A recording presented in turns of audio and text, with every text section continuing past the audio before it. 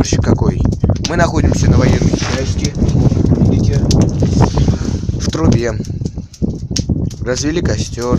Вон, видите, какой там фиолетовый. Сука. Конечно. Если заходите, сможете подписаться на мою страничку ВК, ВКонтакте. Мой друг сейчас побежал за дровами. Мы его подождем сейчас.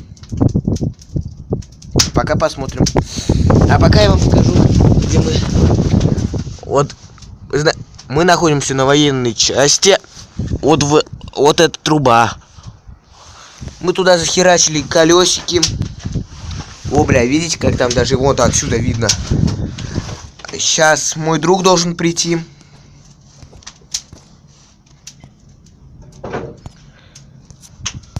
Точку я вам не скажу, где мы находились. Но могу сказать, это военная заброшка, военная часть. Она заброшена. Как вы видите. Из-за ветра у меня четкость будет плохая. Ну-ка, он там что-то тащит, а я вам... Ты что там? Да нормально попал. Вот, как видите, мы еще захерачили. Сейчас я тоже сниму. А вот это мой друг, если его видно. Ну-ка, пошли, выйдем на свет. Вот он. Как вас, молодой человек, зовут? Александр Невский. Ладно, шучу, Денис. А меня Вася. Его Данёк. Сука ты такая, блядь, уебу. Ладно, лучше с дровами беги. Короче, ребят, мы сейчас дрова несем и сейчас зажгем еще раз. Будем греться. Ладно, мы пойдем. Сильно замерзли.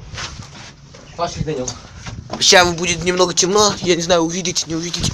Ну, мы пока пойдем. Вон конец, свет в конце туннеля, как говорится. Свет в конце туннеля. Ой, блядь, вылезать-то неудобно. Мы находимся на военке.